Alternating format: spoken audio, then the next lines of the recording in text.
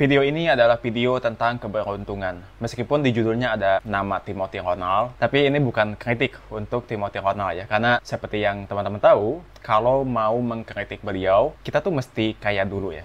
Kita nggak boleh gembel, kita nggak boleh miskin, dan kita mesti punya mobil McLaren dulu gitu loh. Itu lu bisa ngaca dari komen-komen lu. McLaren lu warna apa, bos? For some people, yes. Indikator sebuah kebenaran itu tuh ditentukan oleh jumlah uang yang kamu punya gitu loh. So, yeah. Ini adalah video soal keberuntungan. Saya tahu ngomongin keberuntungan itu tuh bukan hal yang disukai oleh banyak orang ya. Beberapa orang akan merasa terganggu ketika kita mengangkat topik soal keberuntungan. Seperti yang pernah ditulis oleh E.B. White, beliau tuh pernah mengungkapkan kalau luck is not a subject that you can mention in the presence of self-made man. Jadi keberuntungan itu tuh bukan sebuah topik yang bisa kamu angkat di hadapan self-made man. Self-made man itu tuh adalah orang yang merasa mendapatkan kesuksesan mereka itu tuh berdasarkan dari usaha mereka sendiri, berdasarkan dari kerja keras mereka sendiri, tanpa privilege, tanpa warisan keluarga, tanpa koneksi bapak dan sebagainya. Aku tahu kebanyakan kita itu tuh nggak suka mengakui kalau keberuntungan itu tuh berperan sangat gede ya dalam hidup kita, dalam membentuk arah hidup kita gitu loh, dalam mengantarkan kita ke posisi kita sekarang. Namun sayangnya ada banyak bukti, ada banyak tokoh juga nih yang udah menunjukkan sebaliknya justru ya, kayak Robert Frank dalam bukunya Success and Luck yang BTW menjadi inspirasi dari video ini. Ada juga Nassim Nicholas Taleb dan tokoh-tokoh lainnya yang justru mereka menunjukkan kalau keberuntungan itu tuh sangat berperan gede kawan-kawan dalam hidup kita, entah kita menyukainya atau enggak ya. Aku mau tegesin, aku nggak bilang kalau keberuntungan itu adalah segalanya ya. Dan usaha, kerja keras, skill itu nggak penting. Aku nggak bilang kayak gitu ya. Di video ini aku bilang bahwa yes, talent, skill, usaha, kerja keras, konsistensi, disiplin, itu tuh sangat penting tentu ya. Itu sangat penting. Tapi ada satu hal yang sangat penting lagi yang tidak kita sadari, yang justru itu adalah faktor kedua yang paling penting banget dalam hidup kita gitu loh, yaitu keberuntungan. Dua-duanya itu mesti jalan gitu loh. Kalau cuma dapat skill doang, nggak dapat keberuntungan, nggak untung, ya kita nggak jadi apa-apa. Keberuntungan itu adalah sesuatu yang susah sekali kita lihat ya, yang jarang sekali kita lihat, apalagi kita mengakui itu gitu loh. Aku kasih contoh ya, sesuatu yang dia itu sifatnya random, kecil, acak, remeh banget kelihatannya, tapi dia itu bisa mengubah hidup kita gitu loh. Kalian tahu permainan hoki kan, yang pakai stick itu buat mukul bola dan sebagainya. Coba deh kalian tanya pemain hoki profesional, itu gimana mereka bisa sampai jadi pemain profesional. Mungkin mereka akan menjawab kayak, oh saya bisa menjadi pemain hoki profesional itu karena kerja keras, karena disiplin, bangun pagi tiap hari, konsistensi dan lain-lain. Tapi akan ada satu hal yang mereka lewatkan teman-teman, yang kelihatannya tuh nggak ada hubungannya, yaitu adalah mereka itu lahir di awal tahun. Mereka lahir entah di bulan Januari atau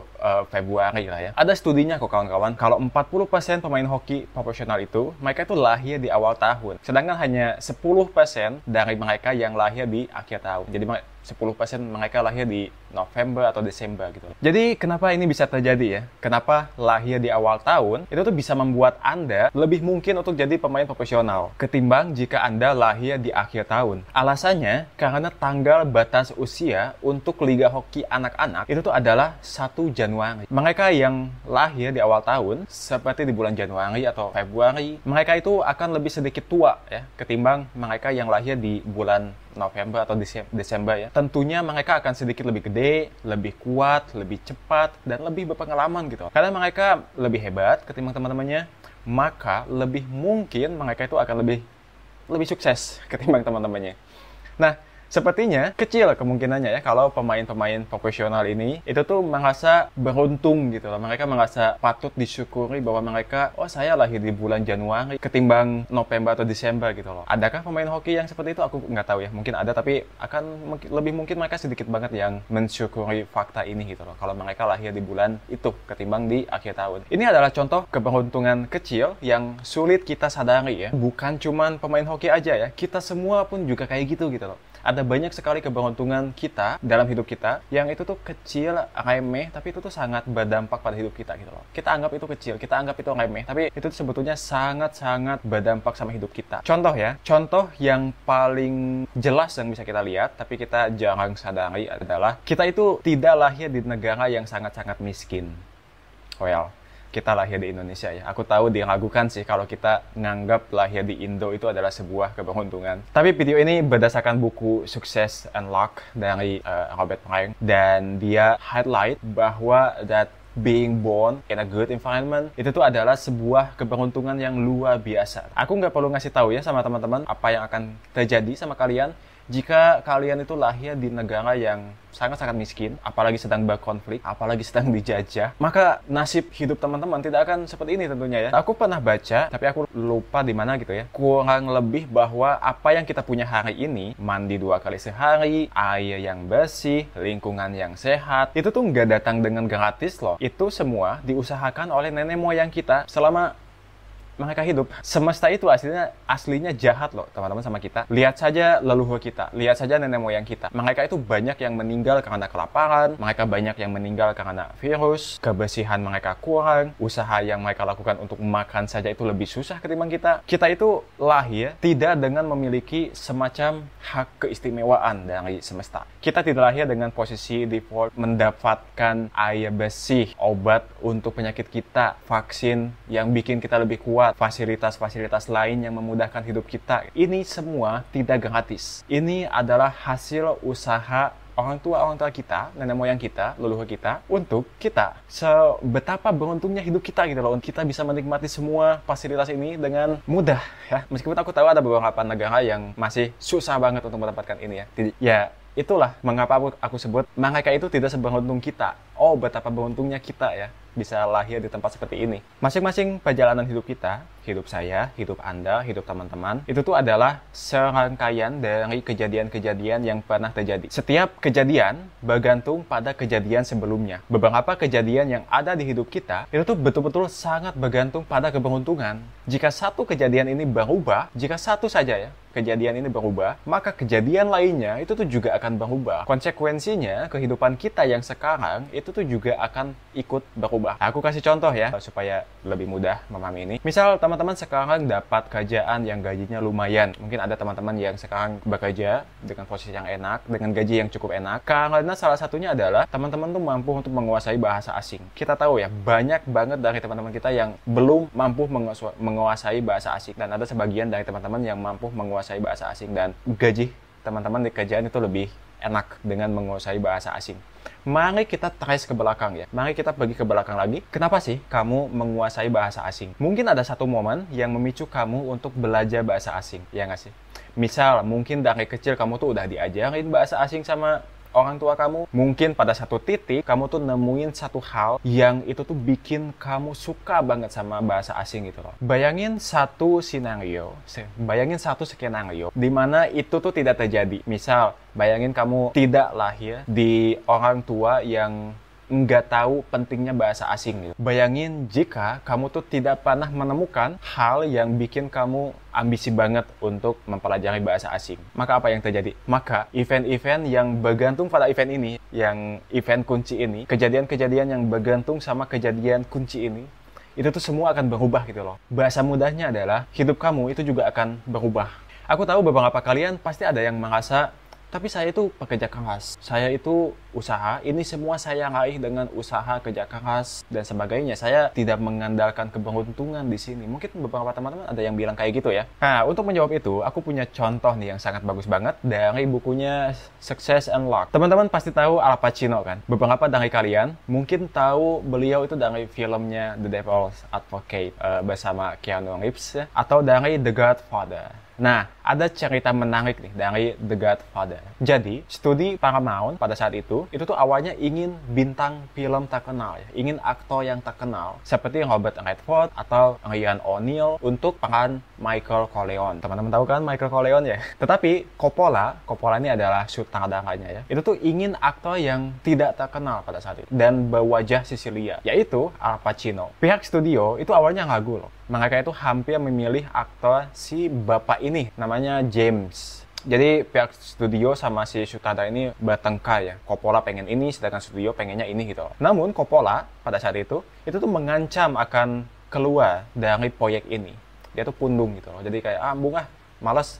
Dia tuh mengancam akan keluar dari proyek ini jika keinginannya itu tuh tidak diikuti. Akhirnya pihak studio itu mengalah sampai akhirnya Al Pacino menjadi Michael Corleone. James yang tadi itu tuh jadi Sonny Corleone, and the rest is history. Kita tentu mengakui jika skill acting Al Pacino itu tuh sungguh hebat ya. 5 years ago, I'd take a flamethrower to this place. Kita nggak bisa membantah kalau Al Pacino tuh emang hebat kok, skillnya emang bagus, dia tuh bertalenta, dia tuh kerja keras, dia disiplin gitu loh. Kita tidak membantah itu ya. Tapi poin yang ingin aku sampaikan adalah ada banyak sekali aktor lain di sana yang mungkin mereka itu lebih hebat daripada Al Pacino gitu. Tetapi mereka tidak mendapatkan kesempatan yang sama dengan Al Pacino. Aku ada contoh lain nih. Kalian ada yang nonton series Breaking Bad dan kalian tahu Walter White, si bapak botak itu kan? Tahu nggak teman-teman, sebetulnya si Vince Gilligan ini memang dia tuh ingin Walter White itu diperankan oleh Bryan Cranston. Namun lagi-lagi pihak studio itu ragu loh. Ragu karena Bryan pada saat itu tuh hanya dikenal sebagai aktor pendukung saja.